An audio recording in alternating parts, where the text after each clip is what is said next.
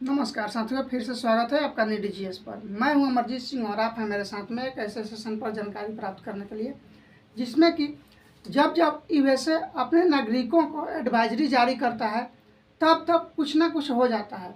जैसे कि अगर देखा जाए अफ़गानिस्तान के केस में, तब इसने अपने नागरिकों को जारी किया था एडवाइजरी और उसके अगले दिन कुछ हो गया था। और रसिया में भी ठीक ऐसा ही हुआ, इसने अपने नागरिकों को एडवाइजरी जारी किया और कुछ हो गया। अब फिलहाल देखें तो इजराइल में इसने एडवाइजरी जारी किया है अपने नागरिकों को लेकर। अब यहाँ पे यह मैंने कल ही एक सेशन किया था कि ईरान के द्वारा ये कहा गया है कि इजराइल पर 24 से 48 घंटा के बीच में ईरान अटैक कर सकता है या करेगा।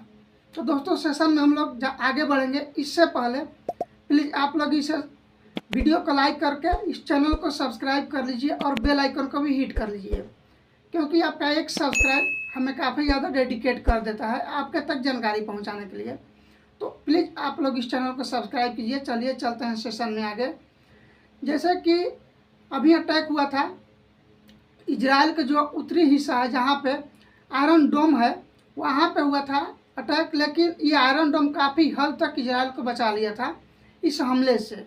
ये जो हमला था हिजबुल्लाह के द्वारा किया गया था और ये इस हमला के कारण यूएसए के मार्केट में, यानी कि यूएसए के जो शेयर मार्केट है वहाँ पे काफ़ी ज़्यादा गिरावट देखने को मिला। अचानक से मार्केट जो है गिरने लग गया, यानी गिरना शुरू हो गया था। तो दोस्तों, अभी फ़िलहाल के दिनों में देखें तो इजराइल के ऊपर ईरान के द्वारा अटैक कर दिया गया है।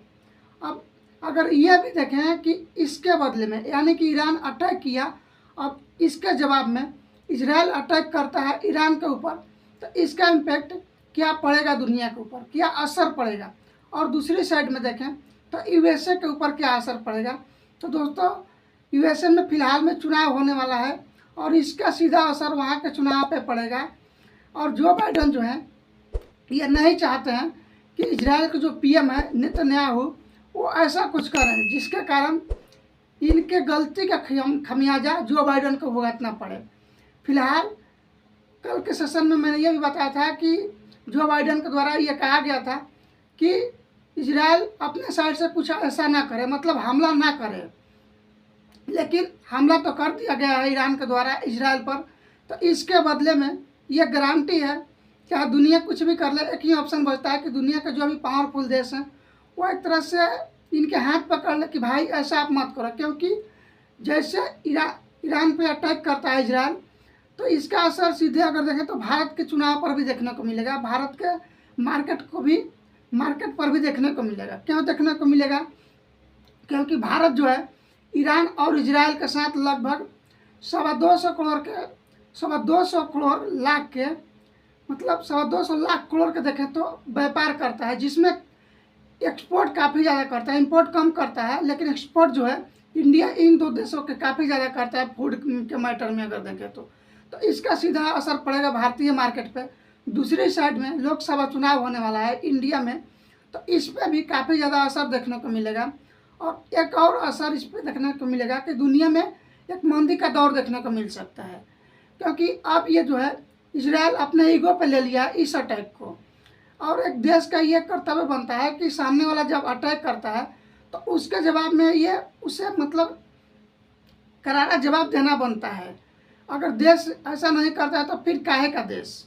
तो यह अटैक जो ईरान के द्वारा किया गया इसका सीधे ईगो पे ले लिया है इजराइल। और दूसरे साइड में जो बाइडन है, इन्होंने अपने जो भी कैबिनेट के मिनिस्टर्स वगैरह हैं, इन्होंने एक हाई प्रोफाइल सुबह सुबह मीटिंग बुलाया और ये उसमें इन्होंने चर्चा की है। यहाँ पे आप देख सकते हैं इस पिक में इन्होंने अपने चर्चा किया, जो भी उनके मंत्री वगैरह थे उनके साथ कि अब क्या करना चाहिए हमें, क्योंकि ईरान के द्वारा अटैक तो कर दिया गया है, अगर इजराइल को नहीं रोका गया तो इसका सीधा असर देखने को मिलेगा। तो इन्होंने जो G7 के जो भी देश हैं उनको इन्होंने तुरंत के तुरंत मतलब ये अलर्ट किया कि भाई अब हमें इजराइल के साथ आना होगा। तो G7 के जितने भी देश हैं, जैसे कि ब्रिटेन हो गया, उधर से ऋषि सुनक का भी ये जवाब आया कि ईरान के द्वारा जो किया गया ये गलत है और हम इजराइल के साथ हैं, यही बात। और यहाँ पे देखा जाए तो कनाडा के साइड से आया, जस्टिन ट्रूडो का भी ये बयान आया, ये वही जस्टिन ट्रूडो है जो G20 शिखर सम्मेलन जो हुआ था इंडिया में, यहाँ पे आके अपने जो जहाज़ है इसके वजह से थोड़ा सा चर्चा में आ गए थे, क्योंकि इनका जहाज़ जो था यहाँ पे ख़राब हो गया था, तो ये 2-3 दिनों तक यहाँ पे इनको रुकना पड़ गया था। खैर, तो इनका भी बयान आया कि हम इस बात का निंदा करते हैं जो ईरान के द्वारा किया गया है, लेकिन हम स्टैंड मतलब खड़ा हैं इजराइल के साथ। और भारत अभी देखें इस विषय पे चाइना कुछ खास नहीं कहा है। चाइना का ये मतलब अपने नागरिकों को कहा गया है कि हमें युद्ध में कोई एक्सपीरियंस है नहीं, तो प्लीज़ आप लोग एम्बेसी में दब छुप कर बैठे रहें। ये वही चाइना है जो बार बार इंडियंस को धमकाता है कि हम ये कर देंगे वो कर देंगे। अब इजराइल और ईरान के बीच में बात आया तो ये अपने नागरिकों को ये कह रहा है कि प्लीज़ आप लोग दब कर बैठे रहें, बाहर ना आए और बयानबाजी ना करें। तो ये है चाइना का अभी पॉइंट। खैर, इनके पास जो है वैसे भी एक्सपीरियंस है नहीं युद्ध के लेकर, या युद्ध लड़ने का एक्सपीरियंस नहीं है। ये देखा गया है गलवान घाटी में भी कि कैसे जो बिहार मिलिट्री थे इन्होंने भी बढ़िया से धोया, और ये लाठी से इनको बढ़िया से धोया था, लाठी चाकू से कई सैनिकों को जान ले लिए थे। तो खैर, ये तो इंडिया का मैटर, लेकिन सीधे इंटरनेशनल मुद्दे पे बात करें